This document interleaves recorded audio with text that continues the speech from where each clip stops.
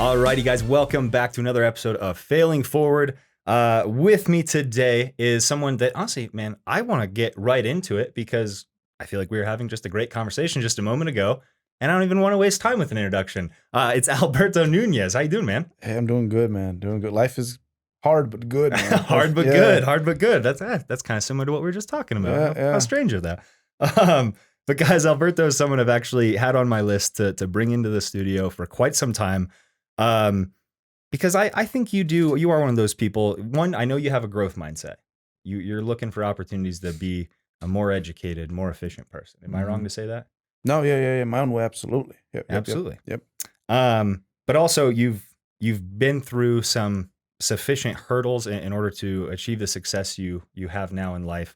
For those of you who don't know Alberto or follow him, 21 years as a natural bodybuilder, 100% Yeah. drug-free, and you've been a professional for 12 of those, correct? Yes. And that says in the WNBF. Are there any other federations you're associated with? That's like the main. We branch off, but that's like Okay. the gold standard. Yeah. Gotcha. Because I'm obviously I have some expertise. I don't want to say expertise. I have some experience in Mhm. bodybuilding, but more so in like the NPC IFBB. So I apologize if I have a couple of questions in regard to Yeah. those federations and stuff, because that's a little more new information. I to don't me. blame you. It's kind of like boxing, man. It's Yeah. like this guy's getting 9 belts for Right? this one fight. Yeah. No, Yeah. I think that's probably the case for most people Mhm. who follow kind of the fitness wellness industry on social media. Yeah. I think the untested athletes probably do get a little bit more attention at Yeah. times. You're certainly not one of those people. You have an amazing following. In fact, I was just telling my partner Alex as we were getting set up today, I think it's so unique that you really have the ability to be yourself in a very genuine way and still have your following appreciate you. What I mean by that is, I think a lot of people feel the need to be pigeonholed into being a Mhm. certain or even just Yeah. a specific percentage of who they are. And if they step out of that, they don't get the same reaction that they typically do. But for you, I've seen you post extremely educational information. You're walking people through, proper form and exercise. Or you're talking nutrition. You're talking, things internally that are happening when we ingest certain things. But then your very next post, you're making fun of your dog in like the Mhm. best, most Yeah. casual way. And Yeah. everyone seems to be able to connect and relate to you regardless of who you choose to be that day. Yeah. No, super important, man. Because, um, man, like people. We crave human connection, Mhm. so when you have a little bit of both, you have someone who, I guess, in a very standardized way is competent in their field, but then you also see that other side. Just makes people feel welcomed, you know Sure. and yeah, that we can have a little fun while doing our thing, Right. because work is hard, man. Like, I've been doing this for a long time, so if I don't throw in some just casual fun stuff in there, it starts to get very gray really, really quickly. I can see that.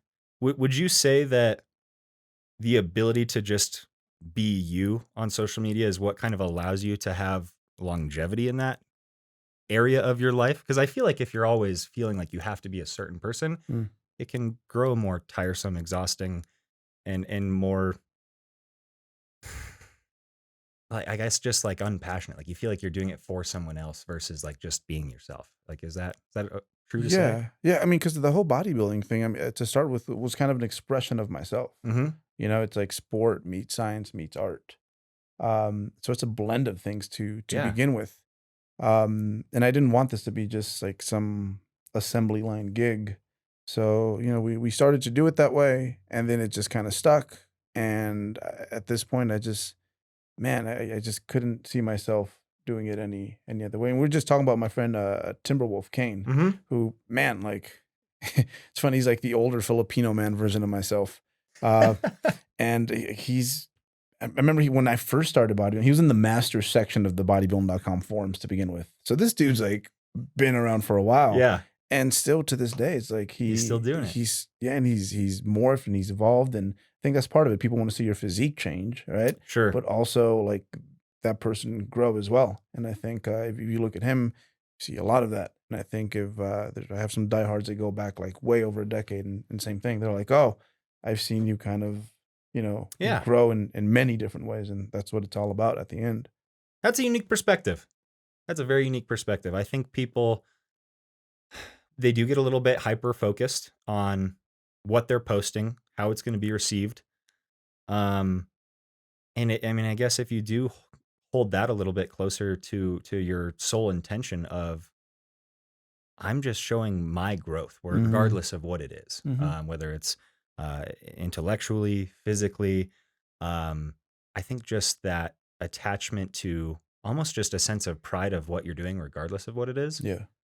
is probably going to take you a little further than trying to highlight or take something of your life and frame it to be received in the right way, I Mhm. guess. Yeah, yeah. Um, that's interesting. I actually did not intend to go down the social media uh, road with you specifically today, but I had to mention that how much I appreciate what you do on a daily basis on things like Instagram and stuff like that because it's at the point now where it's part of our life. Yeah. You almost can't go through it without it. You know, it's just as much a part of you as your resume.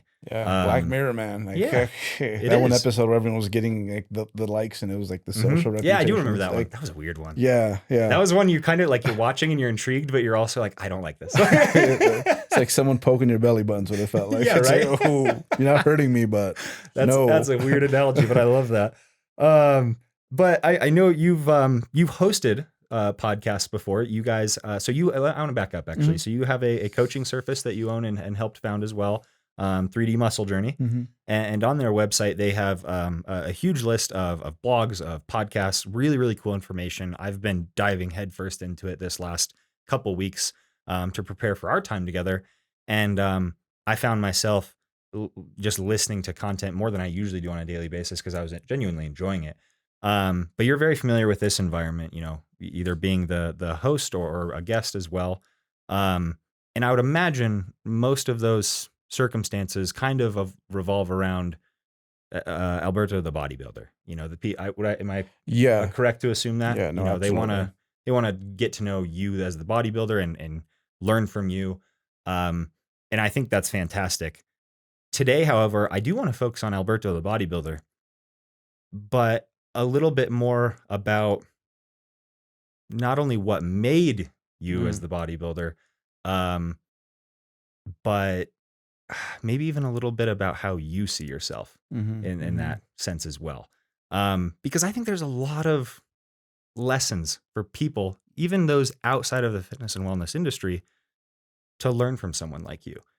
And I say that because bodybuilding, you know, athletics in general, if you want to take it to the elite level, that professional level, you have to be very comfortable with going to that deep, dark space mentally. Yeah. And I think bodybuilders probably experience this more than other athletes Yeah. Yeah.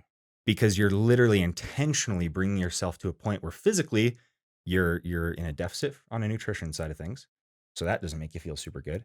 You're at the same time you're putting yourself in extreme physical environments. So you're training hard, you're doing things like cardio, and those things are physically taxing on the body. And what does our brain do in those moments? It starts chirping up saying, "Hey, this is uncomfortable. I don't like this. You should stop." You know, it Yeah. starts making those Is excuses. this worth it? Yeah, is Yeah. this worth it? Like, how good does that cake look? You know, Yeah. things like that. And the reason I think this something even like that is so impactful for someone to hear and learn from is that's a big portion of life. We are constantly putting ourselves in stressful environments, most of the time intentionally, Mhm. for the purpose of experiencing growth. Yeah, yeah, yeah. And bodybuilders do this every day. You go into the gym every single day. I don't want to say just bodybuilders, athletes Yeah. do this every day. You're putting yourself in physically and mentally stressful places, and you become very comfortable at that place. Um, so I know that was a little long winded, but my initial question for you is: do you think a part of your personality is kind of what brought you to bodybuilding initially, in terms of being kind of comfortable with that area mentally, was there something else that was more impactful for you? You know, I think I learned it through bodybuilding. Okay. Because so this was like my last chance, I guess, sport in a way, because I've always loved sports. What Um, do you mean by that? Your last chance? well, every other sport I did prior to this, I mean, I would do really well, Mm-hmm. no matter what it was. pick up the sport and just got it, you know? Yeah, I remember at some point, I had never played soccer, but I'm gonna go make varsity soccer Okay. on the school team. And I knew I would. I didn't do it because my girlfriend was like highly offended at the time because she played soccer. I'm like, I'm about to run through these dudes, you know? So that was always my thing. But, with other sports, it's more like if you are athletically in a good place, the physical wit and instinct is just kind of there. You can kind of just show up. Like for all Sure. my track meets, I would just show up and I'm like, I'm just not going to lose this race because I refuse to, and I got some gifts and let's just do this and we'll find out. I'll confirm. Hmm. Whereas bodybuilding was different because if you miss 2 weeks, you're not going to come back and lift what you were lifting 2 weeks ago. It's kind of you start to build your own little pile of wins basically, Hmm. and how high that goes up. Well, it's very dependent on the work you did yesterday. So, um, remember, all my friends would always want to lift weights, and I was never into it. I didn't understand like why you wanted to look that way. I knew it was hard work. I appreciated, everything those athletes put into it. But I was just never drawn to like the whole. I was like, I look fine. I'm good. No, no, thank you. Um, and it was just first time I went to go lift formally with a friend. I was like, oh wow, this feels so amazing and so appropriate. Um, and and that was that. And it was kind of flickering in the background for a minute. It's like I'd do it, and come back, do it, and I couldn't stop DMing bodybuilding drunk at 1 in the morning. you know what you're doing. Yeah, yeah. So yeah, it's in first love, man, and I like and that. yeah, here we are. Yeah. So it Okay. taught me those life lessons. Like this sport basically just groomed me, and I guess it gave me the ability to think ahead, to work with the whole delayed gratification. Because other sports they just weren't doing it. I enjoyed them, Hmm. but this one was just it's playing hard to get, man. So I had to Sure. get with it. Yeah. I really liked that. For a couple of reasons. One, which I haven't really thought about before, that you said bodybuilding is not something that you can go in, train really hard for, step away from for Yeah. 2 weeks and expect you to be in the same place or even, expect progress. There's no Hail Marys, There's man. Yeah. not. Yeah. Life's a lot like that. Yeah. If you're somebody who is trying to better yourself for whatever situation, whether it's reading more, self education, training physically, getting better at, eating better, whatever the case may be, if you want to improve on something, and we've all, I would imagine, have gone through this at some point where we pick up an activity or a discipline, Mhm. we set it down pretty quick. Yeah. And okay, 2 weeks go by. I didn't do very well. I need to come back to this. Well, where are you when you come back to it? You're not further along. It's not like doing something once every 2 weeks really shows a lot of noticeable progress in that area of your life. It's something you have to do Mhm. almost daily. Yeah. It has to become part of your routine. And bodybuilding is that. Bodybuilding, there's no days off, there's no time off when you're going, whether it's in season or out of season, whether you're in a growth phase or a cut phase, you're focused on it all day every day. The nutrition, the way you sleep, the way you recover, what you're eating, how you're training, it all requires a very dedicated amount of thought and energy. And I think that's extremely, extremely relatable to anytime we pick up anything that we expect progress from. Um, and I'm someone who struggled with that. Yeah. I've bought a new book and said, I'm going to sit down, I'm knocking this thing out in a week. First day, like 4 chapters, like it's nobody's business. Next day, I didn't get around to it. So, a Yeah. week goes by, I need to pick it back up. Well, I don't remember the first 4 chapters I read a week ago. So now I have to reread those. I'm starting back at square one again. And building up the body physically is a lot like that. Yeah. No, as I learned more, there was just more things to do. I remember first few times I'd go to the gym, it's like, oh, I just got to get a few slices of Wonder Bread in, go to the gym and I'll be good. Hmm. And then eventually read somewhere you have to have protein after your training. I'm like, okay, so we'll add the protein. And then eventually it became like, oh, well, you have to eat this much protein during the whole day. And I'm like, okay, we'll add that, I guess. And then eventually it's like, oh, it's maybe better to split up your training, Hmm.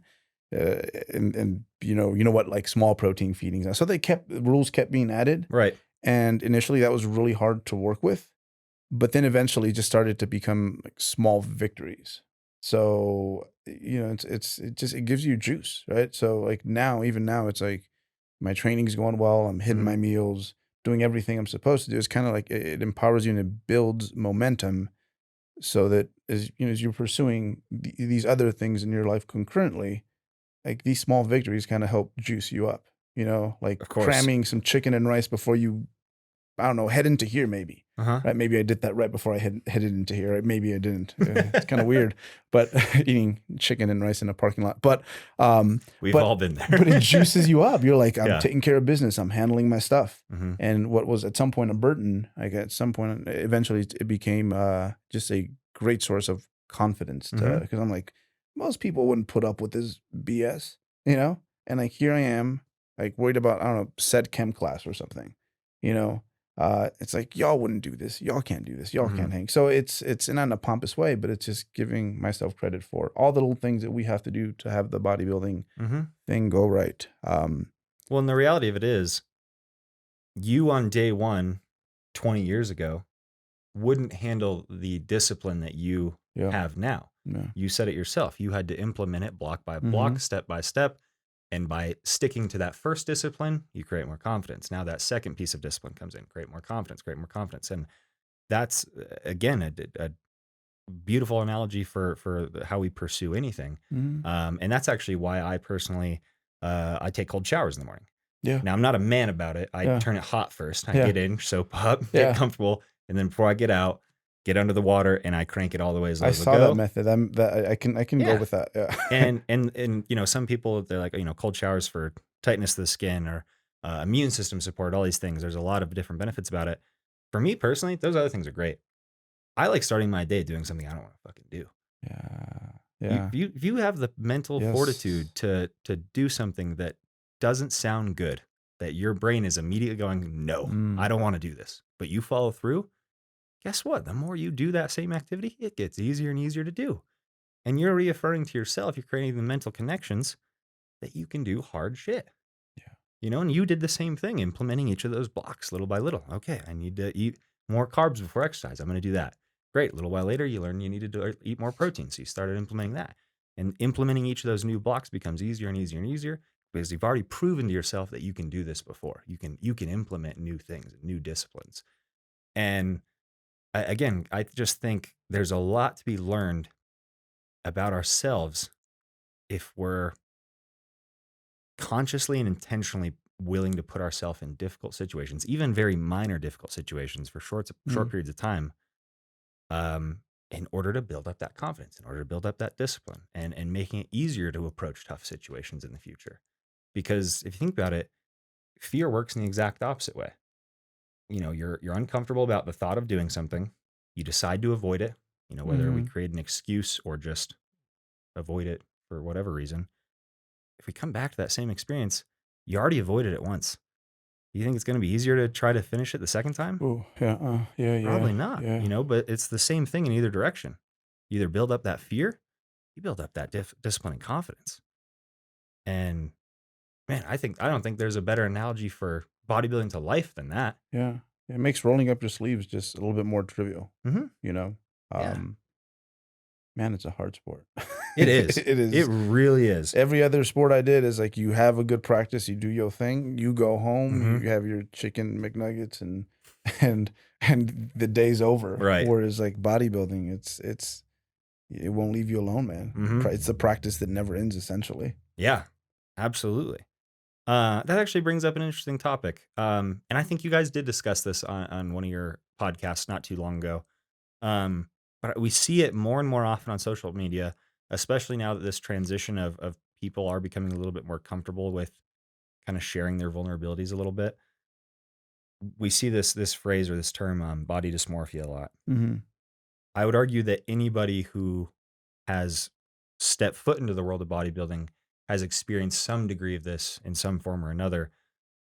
And my perception of body dysmorphia has always been, and for those of you that don't know or haven't heard that phrase, this is basically having a false perspective of your current physical state. Is that Mhm. a good way to put it? Yeah. Yeah, yeah, yeah, yeah. Like this is the person who is, a very healthy weight. They're lean, but they might look at themselves in the mirror and go, "I'm fat." Yeah, yeah. That's an example of somebody. Um, but I think this stems from once you've stepped into the world of bodybuilding, you've experienced to some degree your body at a top physical state. Whether you stepped on stage and won the show or not, you probably witnessed yourself enter a place that you've never experienced yourself Mhm. before. And I was thinking about this in the last week or so leading up to this conversation. And initially, body dysmorphia, it kind of has a negative connotation linked to it. It's typically not talked to in a positive light, talked about in a positive light. But again, as I kind of start thinking about, the trials and tribulations of life and what actually causes us to grow and evolve and Mhm. develop, realistically, every expectation we have is created from a comparison we're making, Yeah, yeah, right? yeah, yeah, yeah. Um, so is it really, Guess it's really totally a I guess a bad thing, I mean, right? that's where I Yeah, was going with that, but I feel like that didn't do it justice. But I mean, yeah, that's kind of where I'm going with it. I yeah, mean, sure, it's hard to be in that state of maybe having a poor interpretation of your own physique, yeah, even if you are considerably very healthy. But is it really a bad thing that we're in that state? Or is that something that maybe has a positive benefit? yeah. Have you ever thought about that? Yeah, I mean, well, the dysmorphia thing is there's so many layers to it, but um I guess like with my own personal experience, I've just learned to just kind of have that work for me, but I separate it from I guess other parts of me. It's like I think of my physique as the way a pitcher thinks of his curveball. Like my biceps are my curveball. It's like the curveball can be a little snappier, please. Mm-hmm. Let's work on it. But in regards to like self worth as a person, like I've learned to kind of separate those things. But, um, but I guess maybe tying those things in together a little better. I'd say, like you said, it's I think comparing yourself is good. Like my brother and I growing up, man. Like he was a green-eyed. He looked like he could be your brother, man. Like sort of Mexican. I don't know where that came from, Mom, but that's what he looks like. So he didn't have to do anything, not a Mm-hmm. whole lot with the ladies. Whereas like with me, I had to be a little bit more charming. I had to You have a little define bit those more charisma. other, So I was like, all right, this is where I'm at. you'd have jokes and stuff. I'm gonna have to find another way to figure out like how to quench these high school hormones. My bro could just walk into the room and he's good. Yeah, So yeah, you compare yourself to others, you see what you sure. have to work with. And you can let that like I don't know, you can let that like bury you, but at the same time, it's like, if you love yourself, which it's something we should strive to do, you're okay, you're maybe not good enough now in regards to that, but you could get better Mm-hmm. and you should try to work on that. Yeah, and you bring up a good point. Because I personally in no way intended that statement to be pushing the fact that we shouldn't love ourselves. We shouldn't be Mhm. proud of where we Yeah, are now. yeah. Because that's not the Because you can case at love all. yourself and be like, "But I'm still not good enough." Yeah, You know? yeah, that's where I was going with that. Is there's a way to harness that inner voice. Yeah. That I mean, the reality is that inner voice is always there, whether you're a bodybuilder or not, whether you're an athlete or not. Doesn't matter who you are. The inner voice is there, and every now and then, sometimes more often Mhm. than not for others, it's telling you negative things. It's saying you're not good enough. You don't have the ability to do this. You are a little heavier than you should be, whatever the case may be. And I think our natural tendency is to try to shut that voice up. But the more, in my personal experience, the more you do try to quiet that voice, louder it gets. Yeah. It's only going to quiet down for a short amount of time. So there is a way to harness that voice. Yeah. If there's Yeah. an inner voice telling you you're not something, change that. Well, I compare it to I guess parenting. It's like you could love your child, but when you drop them off at school, they're a little shit. And you're like, I need to do something about this because I love you, Hmm. and we need to, have you be able to just behave Right. better when you're around others. So you do something about that. Or Hmm. I mean, the exact opposite would be is like, damn, I love you. And I think, you're almost, I guess, to just leave you like this would be just reckless. Hmm. And at a certain point, you become an adult, you're kind of parenting yourself. Huh. And you're doing the exact same thing. It's like you're seeing you're being honest with yourself. I need to work on this, and that. Right. And I'm going to take the initiative to work on those things, even though it's really fucking hard to get started on some of those. That was a unique perspective. I'm glad you said that. Because it's true. If you do have a child, um, you're you wouldn't just do nothing. Yeah. It doesn't mean you don't love the child, but you can also at the same time not be super happy with the way they're acting or a Hmm. habit they've picked up or whatever Hmm. the case may be. But you wouldn't do nothing. You Yeah. would you would find time to implement practices or habits that are going to benefit them. Yet for some reason we have a hard time doing that for ourselves. It's not an immediate reaction to hear that voice and go, "You're right, voice. I am going to go back to the gym or I am going to study for this interview." We just kind of listen to it or try to shut it up, and I think that's interesting. It's so hard That's when such an it's a interesting conflict of perspective. interest, man. A It lot of is. parents end up not doing that with their kids Yeah, oh for yeah. that very same reason, Sure. you know. Yeah, But you're absolutely right there. Um, I liked that a lot. I really did. Because I'm someone, and you and I haven't had, this type of conversation before. But I am someone who's, I've battled depression since my very early 20s. I've had anxiety the most of my life. So that voice is a big part of my life.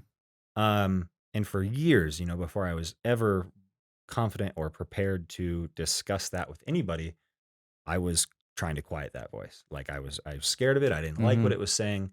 It affected my self worth. Yeah. It affected my ability to basically, at some points, do anything Yeah. on specific days. Um, but after enough time in that deep dark place, you realize there's no way but up. Like you're in a well. That was kind of the metaphor that I built in my head. Is you're down in this well. It's dark. It's just you and this voice. There's no way. You can't go left, can't go right, can't go back, can't go forward, can't go down. I can go up though. And how do you get up? What's here with you? The voice. Okay, I need to start listening to it. Actually, doesn't mean I need to agree with it. Mhm. I think that's something people struggle with is you don't have to agree with every thought you have. Just Yeah. because something pops in your head doesn't mean it's something you wholeheartedly believe or have to move forward with.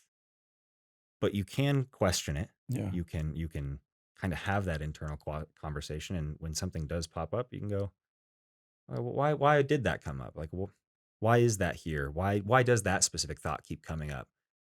You're not going to get an answer right away, but if you almost personify the voice, if you actually treat it like it would be you and me talking, I wouldn't ignore you when you say something I don't like. I might not agree with it, but I'm gonna ask you questions. Well, why do you think that? Yeah. Yeah. And that brings up a whole different conversation in terms of people not being able to listen to people with different opinions.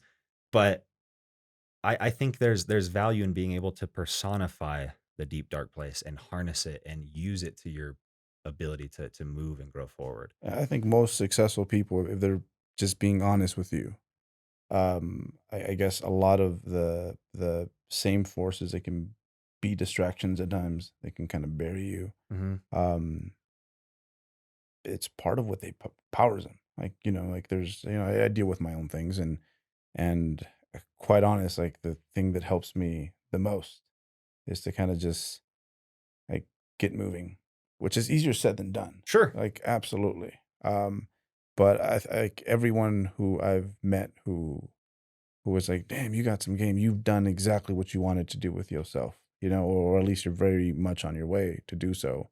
Um, you know, inside they're kind of dealing with a lot of those same things. It's like Hmm. depression, anxiety, and they're powerful emotions. They've just kind of managed to they've learned to like redirect energy in a way, you know.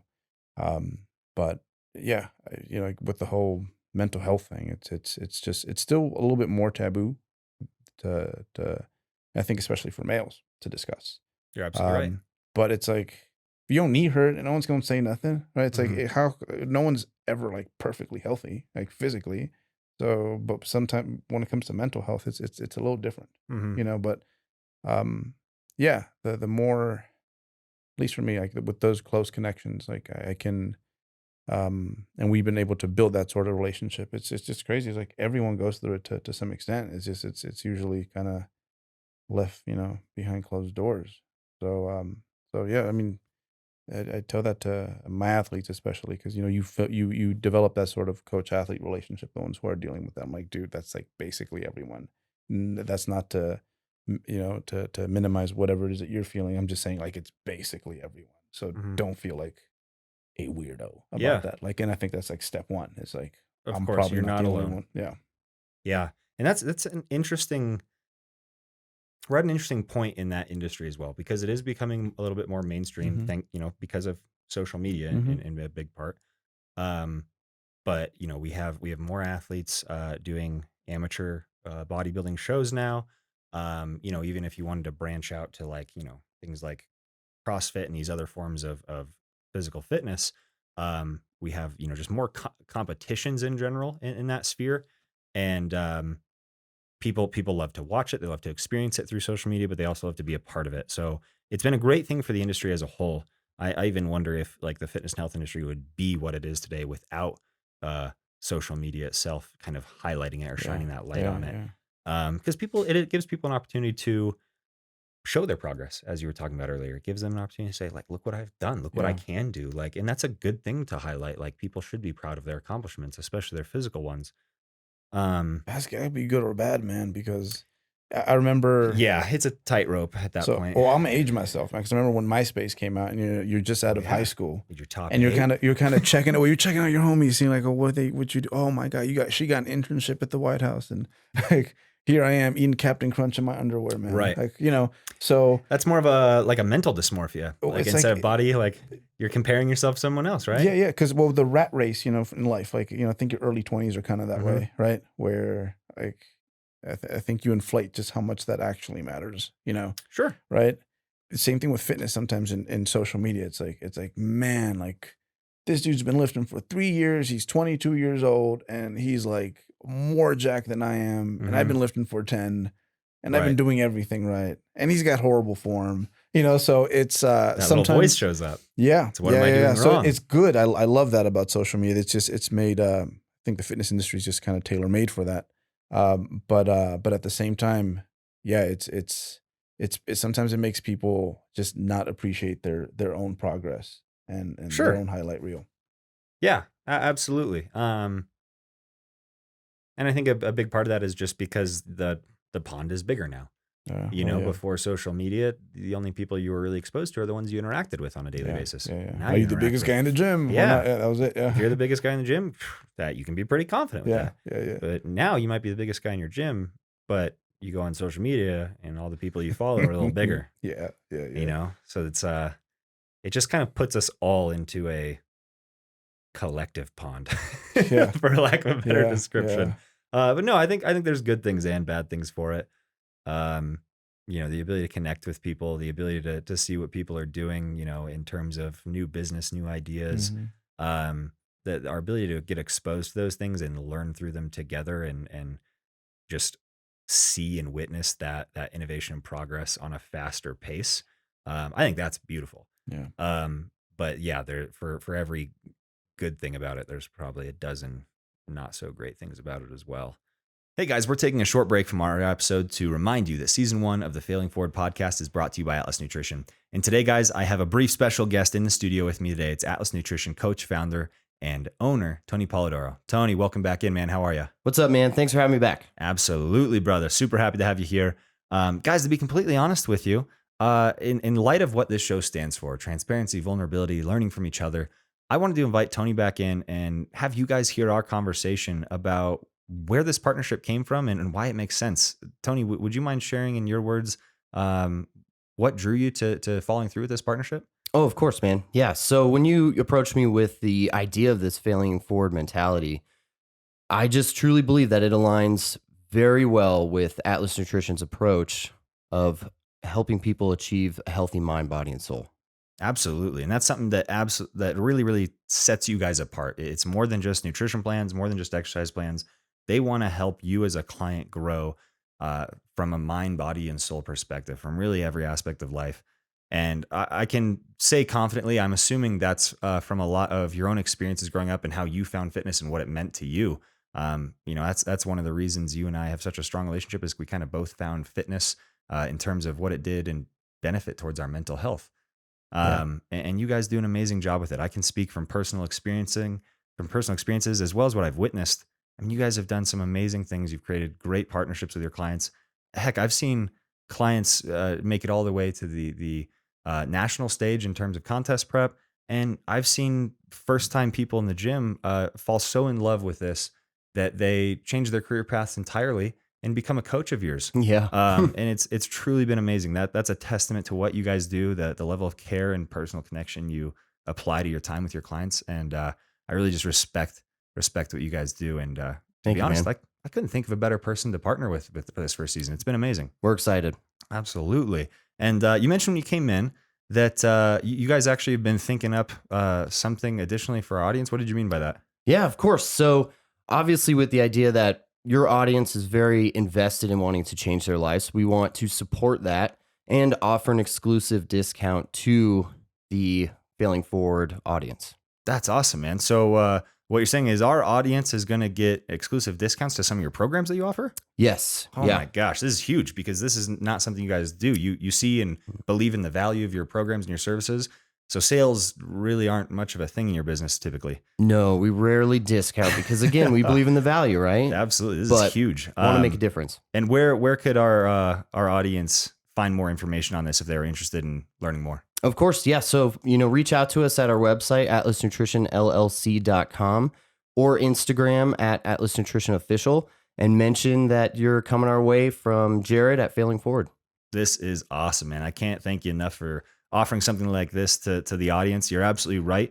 The people who do listen to shows like this are people who are always looking to improve. And guys, if you're looking to improve your physical fitness, you can't pick a better partner than the coaches at Atlas Nutrition. So give them a follow again at Atlas Nutrition Official on Instagram. Check out their website at atlasnutritionllc.com. Give them a shout. Let them know you're interested. Tell them I sent you. And sounds like they're going to take care of you really well. Tony, thanks again for coming on, letting us know that. And guys, I'll see you at Atlas Nutrition. Hey, we're the experimental generation, though. It's like eventually 20 years from now. Oh, yeah. Like if you look at medicine from 100 years ago, it's like y'all were taking that for a Right. flu. Like, Sorry, you have a cold. I've got to take your leg. I think 20 years from now, there'll be more data, and like we'll learn how to, I guess, dose and use social media just much more responsibly from a consumer side of things. That's a big part in why I'm trying to do something with this. Yeah. It's a huge part of it. Because it ties into why I think I'm here, at least at this point in my life. I fully expect that idea to change over time as I have new experiences and learn new things. But at this point in my life right now, I tie some purpose to what I do struggle with internally and mentally. And as you mentioned earlier, it's a little taboo. People don't like to talk about it more often than not. Men certainly don't like to identify it. And I think there's purpose in being open about it. And do I expect everybody to do that who struggles with it? Absolutely not. Yeah. Because that might not be who they are. But I am that person. I am someone who's comfortable communicating, who's comfortable talking about themselves, specifically their struggles. I actually think it's weird. I think I'm more comfortable talking about my struggles than my wins. Like if someone asks me like, oh, I heard like your guys' business is growing. Like, tell me about that. I'm like, oh, like it's nothing. Like, don't worry about it. But like if someone's like, oh, I'm reaching out to you because you said you have depression and I do too. I'm like, yes, you do also. Like, yeah, let's talk about this. Like, let me share more about what I experienced because I think it'll help to have a new perspective. So I've almost like completely provided a 180 to my mindset in terms of positive and negative. It's almost like the negatives in my life I hold up as positives, and the positives I'm like, yeah, those are okay. Yeah. Why stuff's handled? It's kind of like I guess that healthy perfectionist mentality. It's like let's focus on what we need to work on. Right. Like a bodybuilder, I need to bring up my calves and my triceps, man. Right. Right? Yeah. If you have great quads, Yeah. are you going to spend every day in the gym working your quads? Yeah. No, because those are one of your gifts. You don't have to spend as much time Yeah. on those. Like you just said, you're going to spend more time working on those less developed parts of your body. And that's exactly what I think we need to do a little bit more in life. Rather than brushing those conversations under the rug and avoiding them or avoiding that voice, I think we need to shed a little light on it and understand that it's okay to not feel great. And in fact, there's benefits in not feeling great. And, Yeah. and I'll say it again, because before we started recording, we were discussing this. There's benefits in stress and anxiety. And one of my favorite, and there's evidence of this all over the world, but one of my favorite things is, I think it was late 80s, early 90s. They built a biome out in like the Arizona desert, and they made the most perfect environment for living organisms. So they had plants, hundreds and hundreds of different plants, and animals even, I believe. And after a couple months, the trees that they had planted, they kept falling over. Hmm. They didn't know why. They couldn't figure it out. Well, they finally realized there's no wind in the biome. They gave it every other element except wind. So the trees were not responding to the stress of wind and causing their roots to grow deeper and firmer into the ground to create that support. And it literally is a evident biological example that living organisms thrive on stress. And although it's uncomfortable and it's not fun to be in, like I would much rather be happy and content and fulfilled on a daily basis. But there's benefits to being in that space, whether it's internally or whether it's something being placed on you externally by someone else or something you don't have as much control over. And I'm not saying you have to be weird like me and really love to be in that space, but I think it's important for us to take time just to understand that this is a very crucial part of life. Yeah. Why would we eliminate half of what we experience just because it's uncomfortable? Like there's a lot to learn in this space that we brush under the rug, that we avoid, that we call taboo. Yeah. There's a lot to be learned there. Your hardships are kind of a blessing. This was, I don't remember where I heard this, but it was children who are royalty that, come from families who are very wealthy via oil, right? And this person, I don't recall where I got this from, but they were speaking about how these kids are just literally depressed because it's like they wake up in Ibiza with like, baggies of cocaine everywhere. And they're like, that was cool. But what do I do now? There's like nothing to do. There's no texture to their life. It's just flatlined the whole way. There's no adversity. Nothing. It's like, well, I guess we'll go back to Vegas, see how that works out, and spend a few days there. And I'm sure they're in the exact same spot just a few days later. So, in a way, it's like who would watch a movie where everything's just perfect, a perfect walk in the park? Like we like the plot, we like the twist, the hardships, the overcoming, the character development, and that's a big part of one's life. So it's like when you start to look at your obstacles that way, and then go back and look at moments of triumph where you did something, you're like, it kind of starts to almost become a game. Yeah. No, you're perfectly correct. I mean, from a brain standpoint, we literally produce greater quantities of dopamine during hard work than when we receive the achievement that the hard work led to. Yeah. You feel better during exercise than when you win your bodybuilding show. Like, and that's hard to probably put in context because you don't get to experience those two things back to back or side by side. But our brains are literally built to reward us with the satisfaction molecule when we experience hard work. Like that tells me a number of things, but most importantly, at least to me, that again, we're made to be in these stressful environments, whether it's physical or mental. Like we're made to adapt, we're made to evolve, we're made to grow, we're made to respond to what we're experiencing. And when you're in an environment like those children that you mentioned, there is none of that. There is no hard work. There is no working towards an achievement. There is no physical or mental adversity. No wonder they have depression. Yeah. Their brain's not producing dopamine or anything relevant to it because there's no reason to produce a reward or a satisfaction feeling because there's nothing that led up to it. It's all just given. It's there. It's present. And that's such a bad hand to be given, man. Oh yeah. When you think about it. Yeah. Like it's... Well, and don't get me wrong. There's probably millions of people who are in very tough situations who look at something like that and go, God, like I wish that could, be me. I'd be willing to bet you put anyone in that situation, they wouldn't last that long. I bet they're going to hit a point and go, yeah, I don't, like there's things about my old life I miss. Like they might not be able to put their finger on it specifically or verbally, but I would be willing to bet anything and everything on the fact that they would want to return to a life that has adversity. Yeah. Like that Highway 5 in California, you ever driven that one? Uh-uh. It's like 400 miles of just like straight. Ooh. And there's no turns, man.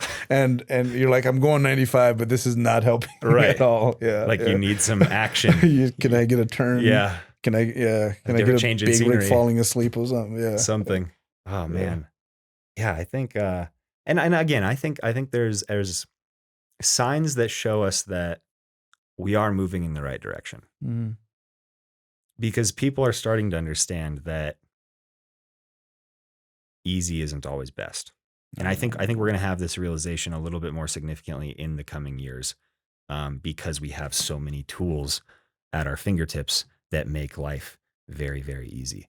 I mean, literally to the point now where I don't even have to deal with traffic to go get food if I don't want to. If I don't want to deal with that stress, my phone has my credit card information saved Yep. on it. I bring up a menu, tap a couple buttons, and it is at my door in 20 minutes. Like I don't have to experience stress. Instead, while I'm waiting for my food to get here, I can watch a show or a movie on TV that I can experience emotions through them. And I don't even have to experience them myself. Like I don't even have to go out in the world and experience, as you mentioned, those feelings of despair, anxiety. Like I don't even have to go personally experience those moments. I can feel those through what I'm seeing on the TV. And that's actually like partly why like some people think TV and movies are so potentially damaging, because there's an addiction to those emotions we feel when we watch things and when we experience things. That's a whole nother topic, but it's just, we're going down a little bit, in my opinion, going down a little bit of a scary path in terms of avoiding stress and anxiety. But I think there's going to be a recognition because as you mentioned, those kids in those, beautiful oil mansions, they're in it themselves. They're saying something about this doesn't feel right. Like I'm not happy. I'm trying to fulfill this need. Yeah. But they're trying to fulfill it with like the wrong things. They're trying to fulfill it with what they know, which is like toys and gifts and like adventures. But there's more to life than that. A lot more to life. Yeah. Yeah. I mean, that old marshmallow test. Do you remember that one with the kids? And delayed gratification to that study. Delayed, Yeah. We share that with the listeners just in case they haven't heard it. Yeah, so it was duplicated a number of times, Yeah. which is always a sign that like, okay, we got that right. It's very simple. I think they were like 5-year-olds. They were young. But yeah, they basically sat these kids in front of a marshmallow, and the choice was given to them that, hey, while I'm gone, you could eat this marshmallow, or you could wait 5 minutes. It was something pretty realistic for a child of that age. And if you wait and you don't eat it, you get a second marshmallow. Mm-hmm. And they followed these kids along like over the course of their lives. And those who were able to like put on the brakes on the situation and like invest in a second marshmallow. Yep. They tended to do very much better. Yeah. Just had higher paying jobs, Mhm. more expensive homes, drove better cars, were like they said they were generally just more happy in life. Mhm. Yeah. Yeah. That was kind of astounding. Yeah. Because it was over like 25, 30 years that they followed him or something like that. Like it was a good amount of time. Like it wasn't like Yeah. from Yeah. 5 to 15. Yeah. It was like 5 to 30, I think. Yeah. But no, that's an amazing example. Because even at a young age, when you're not thinking super cognitively, there's a little bit of instinct and intuition telling you that pain now means satisfaction later. Mm-hmm, mm-hmm. And I mean, I watch that with myself. Like I try, like, a lot of things I can give myself. I'm like, nah, like, no, you're going to live like you make half the money you make. Like, yeah, no, you just because you can, you're not going to get that, like, and it's like little micro things throughout the day. And boy, does that make a difference. Bodybuilding is a very, very good analogy for delayed gratification. Yeah. Because you're kind of living in discomfort for months at a time, for the one day of gratification later. Yeah. Like you're eating off your programmed diet very rarely. Usually if you are, it's still pretty within the guidelines of what you're supposed to be eating. It just might be a little greater quantities at times for the purpose of replenishing glycogen and things like that. But you're basically living in a world of discomfort for a very significant amount of time for that that day. No, it doesn't end. It's like you wake up at 5 a.m. I got to go get my cardio in. Yeah. You know, and then you're like, oh, it's 9 p.m. And you did all these things in between that you didn't necessarily want to do nor have the energy or patience to do. And But you feel good at the end of the day, don't you? yeah, Even though you're you do. dog tired, you're Yeah. like, you might even have that little voice in your head saying, why are you doing this? Yeah, But little part of you feels good about everything you accomplished that day. yeah. And it's like just little victories you learn to. I remember sets from like 12 years ago. Uh-huh. One set in particular on the leg extension from 12 years ago because I didn't want to do it. I didn't even want to like stand up at that point. This was like my first time ever coming in proper shape. Mm-hmm. So I was new to all that. And to this day, like that, like I draw strength from that one set Oh, yeah. on a leg extension. Those days that you go to the gym on the days you really don't want to, those are the best days. And you make something out of it. Those are yeah, the best days. Yeah. You walk absolutely. out of the gym feeling a little different that day. Yeah. Like you're mentally, you're in a little bit different space. And that's one thing I wish, because there's a lot of physique athletes that they do the bodybuilding thing. And they do it really well. And they're on it. Like they are on it. But that's all they do with themselves. Mm-hmm. And I'm like, man, if you could just take this, what you do with your bodybuilding, where like you wake up with this sense of urgency. I need to go do what I need to go do because, you know, have a show in 10 weeks. You just applied that to like anything else in life. Yeah. Like you'd be a freak in nature, man. That's one of the biggest things I appreciate and am grateful for in my own experience with bodybuilding. Like as of now, and who knows, maybe this will change over time. I have no intention of getting on stage again. That's just not where my energy and passion is right now. Still love the sport, love to exercise with that same enthusiasm. You know, I still focus on my nutrition to a fair degree. Love following the sport. But what I'm most thankful for is that discipline that was created, that ability to follow through on the most mundane, boring, almost seemingly unnecessary tasks. Because they're very necessary to a bodybuilder, but to the general public, it seems kind of crazy. You know, someone who's already at 5-6% body fat, getting up at 5 a.m. to go do cardio on an empty stomach before work, like 90% of the population would say, why? Like, why are you doing that? But there's a purpose behind it for the bodybuilder. And in terms of any aspiration or goal you have for yourself in life, it's going to seem crazy to other people. Yeah. But there's purpose behind it for you. You know when it hit me? I remember I was in this little college program when I gave college a try. And they gave me a mentor. And like an older student or like no, counselor? it was someone who had done their thing with their career. I forgot what he was. I think he was a judge. Really? Yeah. That's kind of cool. I haven't heard of a college doing something. I like that hated before. my mentor, but okay, go ahead. but he he did help me. I remember I was getting my food, you know, I was eating because I was trying to do my thing, and he's like, man, I could never have the discipline to do something like that. And I was like, really, bro? Like, dude, look at all you've done, right? You know. And then at that point, I'm like, wow, okay, so like I'm doing something here that is just eating chicken and spinach out of a bowl, unseasoned, just whatever. Cold. Yeah. And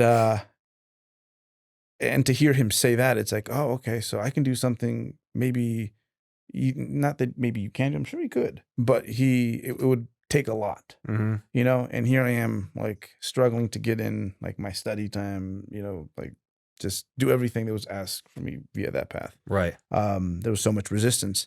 And I'm like, oh, okay. So I got a little of that, you know, so that kind of juiced me up in that way. Because I mean, that's something I tell a lot of physique athletes. It's like, yo, a lot of the stuff you do, man, like there's a lot of people who are quite successful, who put it down, who do their thing.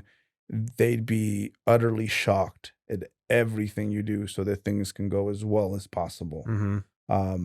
And I think sometimes we lose sense of that because it's so normalized because all your other, you know, fit buddies are doing the exact same thing. Right. So, and we tend to be drawn towards circles of people who think like we do because it's comfort. You know, we want to be surrounded by that sense of belonging or that security. But it's normalized, but it's like, do you know how intense that is? Like there are do people something who Yeah. would very much respect what you do. Yeah. Yeah. But because it seems very normal to everyone you interact with, you're not giving yourself the Yeah. reward or the sense of Yeah. satisfaction for what you do because everyone around you is doing it. Yeah. So if That's an there's a interesting task, perspective. if there's a task that like maybe you don't want to do, but you need to do this to move along in your life, Right. it's you know, sometimes you just have to roll up your sleeves and do it, Mm-hmm. and just know that you have that gear, Mm-hmm. you know, because you do this other thing that's nuts, you know, because you will have those in life. It's like you know where you want to get to, but that doesn't necessarily mean you're not going to have to do some things along the way that you don't necessarily want to do Right. or find exciting. Yeah. Yeah, and I think everyone knows that from a fundamental basis. I mean, especially with the help of social media, we're flooded with like motivational quotes and stuff. Yeah. And I like a lot of those. Like sometimes they just hit you at a time where you're like, yeah, I got to read them like needed 10 that. times, and then Right. I'm like, ooh. But I yeah. think the thing is like here's one everyone has heard before or seen on social media is nothing worth having comes easy. Mhm. Everyone knows it. Everyone fundamentally understands what it means. Yeah. But I think very few people are willing to can maybe even convince themselves that they are doing things in their life that to others seems very difficult. Mhm. And I think that perspective is very powerful because as we talked about earlier, doing hard shit builds up discipline, builds up confidence. But sometimes we get so entrenched in our culture, in our society, in our tasks, as you said, that it doesn't seem like something hard. You've done it so many times, it Yeah. doesn't seem like something hard, and your circle or the people around you don't view it as hard either. But the reality is there is people who view what you're doing as hard. And I think there's probably some benefit in exposing yourself to, people in other cultures or circles, as well as having them exposed to you. Just for the sake of understanding that we're all working through something, Mhm. whether it's Mhm. mentally, physically, for a goal or aspiration in terms of our career, for our family, financial goal. We're all working towards something. And it's important to acknowledge that it's hard. It's important to acknowledge and tell ourselves, like, hey, you accomplished something that other people can't do. You accomplished something that is difficult and that took time to learn how to do. And it took time for it to become easy. Because even having that conversation with yourself, there's a chain reaction behind that. Your brain starts thinking of that task a little differently. It's Mhm. not the mundane thing I've done a million times. Yeah. It's the thing that once was hard. Yes. Yeah. Every Um, prep I start that way, man. I'm like, can I even do this again? mhm. Like I wake up in the morning. How many times have you competed? Just out of curiosity. 11, five seasons in all. Okay. Yeah. Because you typically take long building phases. Yeah. Right. Yeah. Usually I have to get my life in order Right. and do the things I want to do outside the gym. And then it's What's- like, all right, Bert, treat yourself to a prep. Treat You know? yourself. Yeah. Treat yourself to this extremely Yes. physically and Yeah. mentally tough situation. That's funny. I actually really like that. a See, lot you're of like people- me. You're looking at negative situations in a positive light. There's a lot of folks that's like, it's like all these things just went wrong and then you go take it. I'm like, I'm going to go get lost in a prep. Yeah. to delay. Like, it's You funny. know That's their comfort spot. Like, Yeah. it's like the prep, For they sure. love that. Yeah. Ooh, It's easy. Now Yeah. you've got me thinking. Now Yeah. I'm like reanalyzing my For a lot of own- people, that's what they do. They kind of stay in their fitness bubble, Yeah. and that's what they work on because it makes them feel like they're doing something. But it's like, It's a comfortable hard. but it's like you're beyond this at this point. Like it's Yeah. nothing to you. It's like think back to your first day in the gym, your first full week, like where things went well and you hit your Right. diet and you got all your sessions in. How hard that was relative to now. Uh-huh. Like, do you not think it's time to like maybe up your game and expose yourself to some new stimuli? Sure. Some new challenges. Because I know a lot of folks. I mean, it's like, bro, yeah, you got a great physique, but you're 40 years old and you live with your mama. Like There are other areas that can be improved. yeah. Yeah. If you did it, you'd have your own plumbing business if you attack that the way Right. you attack your set of widow makers on the hack squat. Uh-huh. And it's not knocking him. It's just like just putting it in perspective for said person. Because yeah. Yeah. I like that. I liked a lot of what you just said there. Because you're right. We do all have an area of our life that, as we were kind of saying, that we kind of almost thrive or find comfort in the Yeah. discomfort. Yeah. That could just because we've exposed ourselves to it so Yeah. much. But there's so much opportunity to take what we've learned from that one area and apply it to another. It's Well, as you get older, man, it's crazy. It's like because then you start to master some things. mm-hmm. So you don't want to get out of here. You know how it goes. It's like they got that place, the Breakfast Club here in Fort Collins. Like the menu's been the same for like 30, 40 years. Yeah. So it's like the older you get, the less open you are to things. So maybe there is a clock when it comes to certain things, and I make an effort to do that. Like Instagram for me was something a young person told me. Like, you got to get Instagram. I'm like, I got Facebook, bro. That's enough work, you know. And here we are Look now. at you now. So it's yeah. I think it's important to be open to new things Yeah. and getting out of your comfort zone. And it could be many things. It could be go salsa dance, even though you don't, you know, right? Like, Yeah. go Anything. Yeah. It doesn't. And I think people, especially because of social media, people do tend to put a lot of pressure on themselves to monetize things. You know, if they introduce themselves to something new, Yeah. they feel like they have to create an LLC and Yeah. or put it on Etsy or something. Like it has to support them financially. Which isn't the case. If you have the ability to do it and you're passionate Yeah. about it, go for it. You like put yourself in a better financial situation because of this activity that you like to do. But man, you got to have hobbies that are just there for you. You know, Oh, yeah, you got to yeah, have things that you yeah. just love to do for Yeah, yourself. It's yeah. just, it's calming, it's therapeutic. You've got to have those. And I think sometimes social media does put a little bit too much of an emphasis on you gotta have your own business with it. Like, you're good at something, you should sell it. You should sell your service, sell your product. And it's like, hey, if that's what you want to do, great. Yeah. But yeah, I think there's a little bit of a negative push in that direction there. But no, you brought up an interesting point. Because we talked about it, I think it was one of my first episodes about certainty versus curiosity. And the example I talked about was in terms of my depression. In the earlier years, I was certain of my depression. I was certain that it would eventually take my life. I was certain that it had too firm of a hold on me. Until years later, after a lot of internal conversation and self-reflection, I decided to transition that to curiosity. It's not certain. The end result is not in stone. Yeah. I'm curious about it. I'm going to start analyzing it, questioning it, getting to know it better, understanding my brain better, what's actually happening chemically when I feel this way.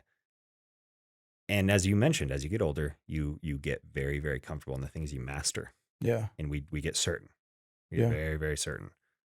And it's so important to, even if it's something you've been exposed to and you've experienced for the majority, if not all of your life, never be certain of something. Always remain curious of it, because nothing is final. Yeah. Everything Yeah. has the ability to change, even if it's just in our perspective of it. Like, a rock will always be a rock. It's never going to be anything but a rock. But the way you look at the rock can change. Yeah. You know, your perspective of it can change.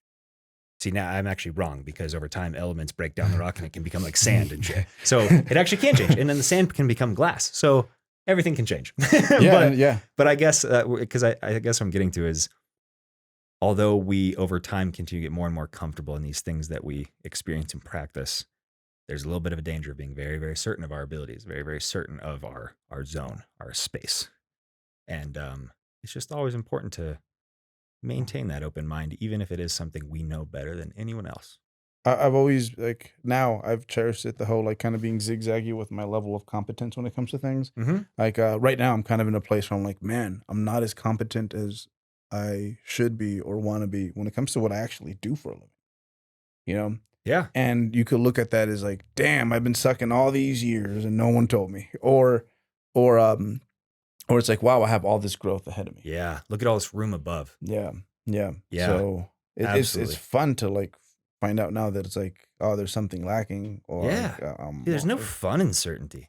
No. There's nothing fun in knowing that everything you know now is all you can know. No. Or that the way you're looking at something is the only way you can look at it. There's nothing exciting or fulfilling about that. I mean, that's something I try to remind myself of, like, just in all areas of life, whether it's like religious beliefs, political beliefs, beliefs about myself, beliefs about life, what happens when we're gone, why are we here? Like, all those questions we all probably spend time thinking about. That thought for any of those topics should always be evolving. You should never go 10, 20, 30 years with the exact same belief that you had 10, 20, 30 years ago. Yeah. If that's the case, you're not exposing yourself to anything new. You're not speaking with people. You're not having new conversations. You're not having new experiences. You're not evolving. You're not adapting. And as we discussed earlier, we were created to do so. That's why I love science, because it's self-correcting, Oh yeah. right? And that's kind of been the issue right now with the pandemic. Is it? I think for people who don't understand how science works, a big issue has been, it's like, but y'all said this, and now you're saying this, and it's like, well, that's kind of how it goes. We're Like, learning. how great is that? Like, Yeah. it's most people don't do that. Mm-hmm. Like, they just vote this way because that's how they vote. Mhm. Like anytime I hear of someone like changing parties, yeah, whether it's left to right or right to left, yeah, I immediately have some respect for that person, Mhm. whether if that's all I know about them or not, yeah, because that tells me you were in a place where you were comfortable enough to be open-minded, Yeah. to listen to new ideas and opinions, and you allowed yourself to grow. yeah, It doesn't matter where you are now or where you were before. You allowed yourself to change yeah. regardless. Oh, speaking like I think the last 2 years I've been kind of on a, because I've never looked at the right side. Like, I grew up in California. Mm-hmm. I went to school there. Sure. Like, A lot of the it's culture and community is. it's just so normal, Yeah. And it's like I feel like I'm playing catch up on that end. But like now it's very like it's like, wow, okay, I see where you guys are coming from. Mm-hmm. And I've there's a lot of things that I agree with now, Mhm. So it's crazy because I wouldn't have thought this 10 years ago. Right. And so yeah, like there's just it's fantastic when like you're like, oh wow, like what I thought was closer to the truth, maybe it's a little bit further away than it actually is. And this has gone the same thing with bodybuilding. Mhm. Like I remember, shoot, like when the clean eating thing kind of just got hacked. Like initially, I was a little pissed. I'm like, which by the way, my buddy Brian has the best like, kind of clean eating sacrifice to win story, and I should probably I'm gonna say it. I'm gonna go over that story because Mhm. it's that good. But he was eating canned tuna without any mayonnaise or anything like in porta potties. Lovely. Yeah. So, and I remember a lot of things similar to that. Like I remember I'd pick an awful movie because I had to get my meal in like in 2 hours or something like that. Right. There's You a know? timer. Yeah. So I'm like, oh, if I'm there, I can't be eating. So we're gonna go pick this movie because it fits in with my meal times. Right. That's So, funny. so I remember when that was all kind of blew up in my face. Mhm. I remember I was like, oh, like initially I was a little pissed. I'm like, no, it doesn't work this way. Mhm. Maybe for the casual fat loss person. And then it worked. And then I'm like, oh, okay. Wow, this worked. I'm in the best shape ever. Mhm. And like after that, because like for a good like I guess 10 years I ran around with like a kind of civilized like eating disorder, I guess. Mhm. And again, it just opened up a lot of things for me in regards to like, yo, like you really can't be certain about anything. And that's a wonderful thing. It really is. And I really liked that comparison of our physical bodies to our mental, or just our mental state. Yeah. Like no one would ever expect to have the same physical body all the way through life. No. Whether you exercise or not, Yeah. you're going to experience all sorts of different kind of physical states. Yes. Yes. You're going to be an infant that has lots of body fat and very little muscle. And then you're going to grow up and you're going to do activities and you're going to build more muscle and you're going to lose some fat.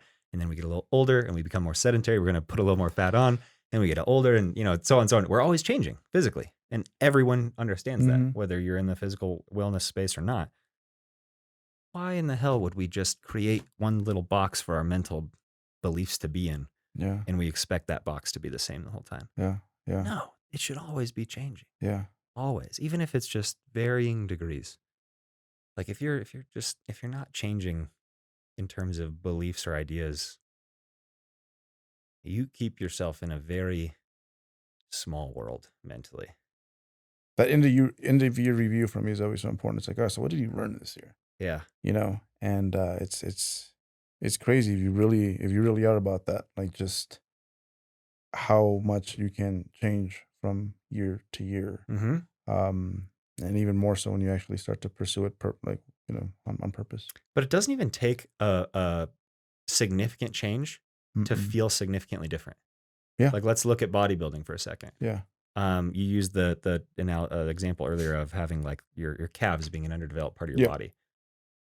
A very small increase in calf development makes your entire physique look very different from an entire perspective, from head to toe. Yeah. Now that is more balanced out, it complements the rest of your symmetry and proportions better, correct? Yes.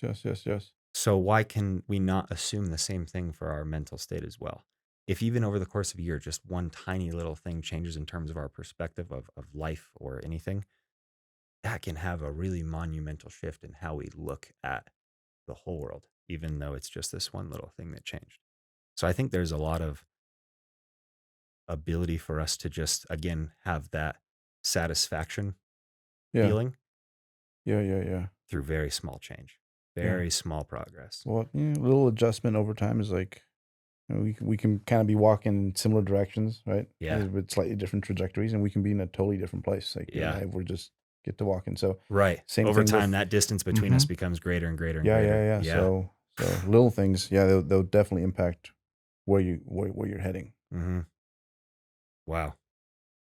I really like this, man. I really like it. How are we doing on time? Oh, we're doing okay. Man, this went in such a different direction than I thought it was going to. But we were talking about that beforehand as well, and Yeah, I told you I always love when it does, because it's more genuine, and it I think it hits both parties a little bit Yeah. more significantly as well. No, I didn't even smoke today, and we did that. So That's good, man. That's good. Well, I know there were some things that were said that are going to land with some people, and there's going to be some listeners who want to continue to follow you. So would you mind just sharing your personal Instagram so people can find you if they need to? yeah. So Nunez, or it's spelled out Nunez 3DMJ. That's my Instagram. That's honestly the platform I'm most comfortable with, and Sure. thankfully it's going to be around for a while. We're on YouTube, but I only do YouTube because I have to do YouTube. But I love Instagram. Yeah. Instagram is. And they can find you on MySpace too if they want to, right? I'm in there somewhere. I think that thing is still up. Every time you go to that site, you're like, "What is this?" Oh, I don't even want to know what that looks like. But yeah, guys, you should absolutely shoot Alberto a follow. He's a very, very entertaining person to have on your feed in terms of either the educational posts or just you being you in terms of having fun that day, posting something that makes you laugh. You're a great person to have on the feed. And then, as I mentioned, you have that coaching service as well. It's 3D Muscle Journey. Is it 3dmj.com? Is that correct? When we first named it that, I'm like, Uh-huh. that's too many syllables, man. So you turned it into 3DMJ, but it is 3D Muscle Journey. 3D Muscle Journey. Perfect. .com, yeah. So for those of you who are looking to get more involved in the fitness space, or if it's something you've been doing for a while, you're looking to, bring in a coach who's been doing this a long time and certainly prides himself in his education and intellect in terms of the physical body. I'd absolutely recommend giving them a follow, reach out to them, talk to those guys, because there's a lot of guys on the team that are more than willing to be that resource for you. But thank you, man. This was awesome. I really appreciate you taking the time out of your day to be here today. This was a good conversation. Hopefully maybe we can do something else in the future, maybe put us in a more extreme or uncomfortable environment. We can just go to town again. hey, the way we growing, man, 2-3 years from now would be totally different. So, absolutely. Be a totally different we conversation. have new discoveries, That's right, man. Awesome, guys. Thank you for tuning in again. Follow us on Instagram as well if you don't already, at Failing Forward Podcast. And remember, you decide to fail forward. Thanks, guys.